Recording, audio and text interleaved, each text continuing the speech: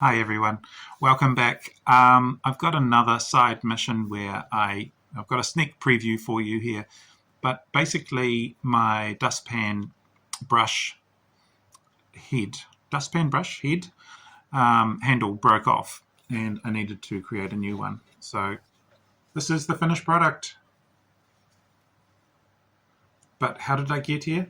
You will find out soon. Keep watching, and at the end, if you liked it, please like it and subscribe to the channel. Thank you very much. Bye. So let's get straight into it.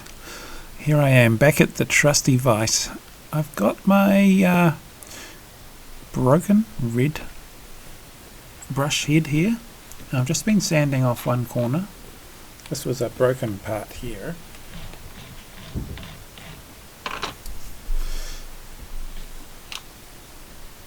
This is a brush I fixed in the past. You can see the general idea that I'm aiming for screwing this handle on. Pretty much the same, except for this red brush I'm going to go in reverse because my handle's going to be a little bit thicker on the top. Generally speaking, if it's plywood, you want to make it, a little bit thicker because it's made of individual little leaves of wood. So thicker is better. I've got to sketch out a little handle shape on the wood here.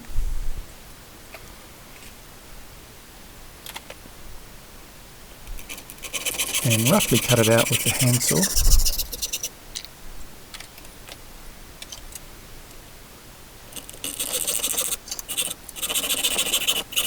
As you can see, that plywood is just delaminated on that corner.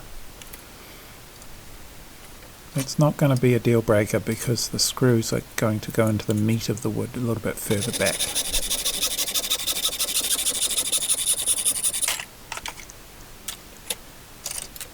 I better move that box. You don't want wood chips all flying into your bicycle tools.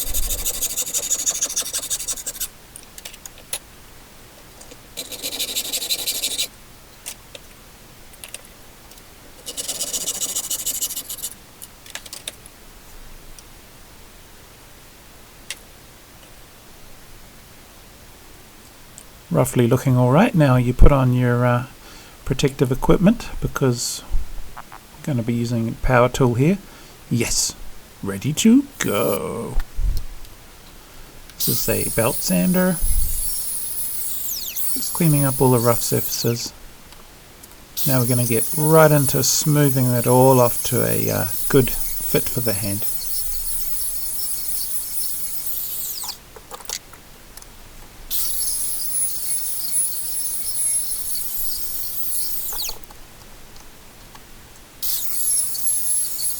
I'm just pointing out that I have to do some deep sanding to get these finger grooves sorted out, but as I was doing it I realized this is going to be a lot of sanding, so I'll roughly chop it out with the saw. Don't go too deep because when you smooth these out you don't want to be left over with some saw cuts in the final product, do you? That's a spoiler alert.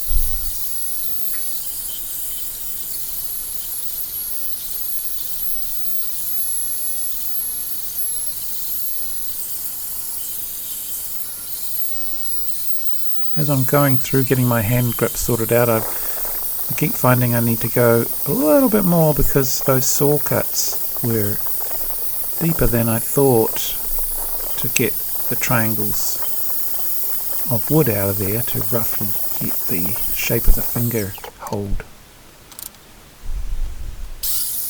But I think I've got them all out. Now let's clean up that delaminated plywood.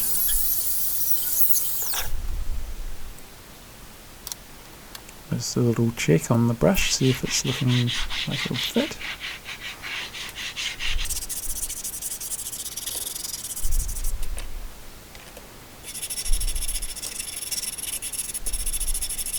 And that's a little hand sander to do some finishing.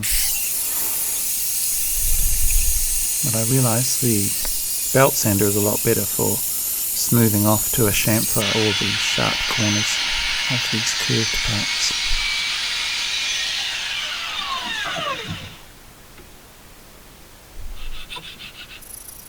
A little bit more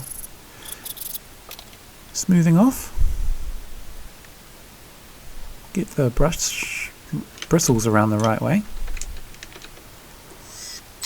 Now it's time to start locating the holes. That'll be about the right length. Drill a hole through the hard red plastic. Hopefully it's hard enough to not crack and be too brittle. Ah, that's an easier way to put the brush head in the vise. Right, that's looking good.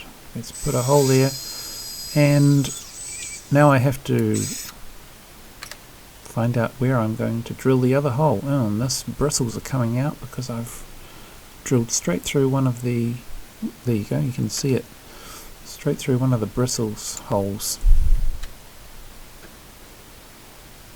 Let's just put a starter hole there.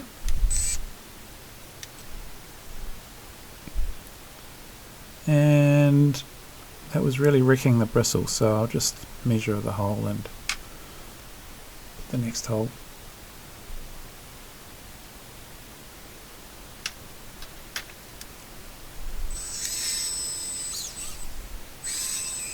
You may be screaming at me, why didn't you use the tape trick like on the last video? That is because it's not precise. You don't need to have this exactly where it exactly templated like I needed the TV on this previous video to be exactly right so that it wouldn't fall over forwards or be too tilted backwards. This is really just a rough workshop dustpan brush, and measuring with the calipers is perfectly fine.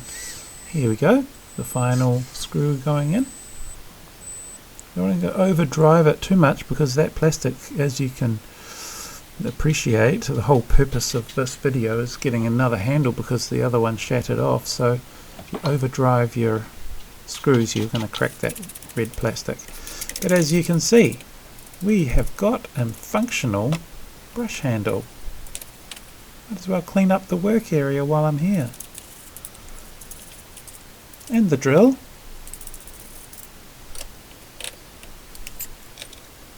Oh, now I can see those pencil marks. I'll need a bit of a sand later on. But I'm going to put a large bore hole so that I can hang it up.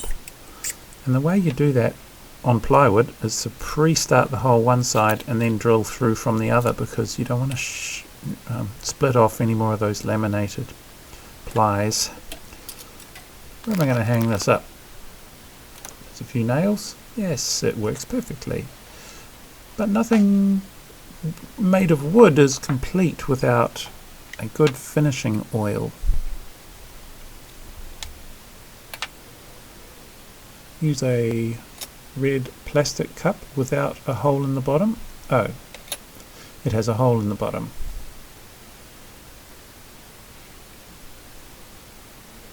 Now this oil soaks right into the wood. Let's get a close-up of that curved plywood part. You can see that just working its way into the wood. Oh, there's those lines of this overcut saw that I was afraid that I was going to get. They were invisible until your oil goes on and then highlights all the imperfections. That looks quite nice. I like that plywood. And there are those little lines that just didn't quite sand deeply enough to get rid of those.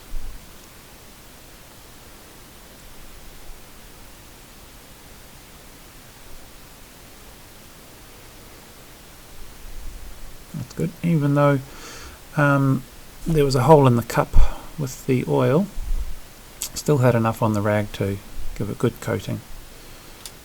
Now if I'm happy there, I might just have to wipe up the bench because that is a mess. Bloomin' awful.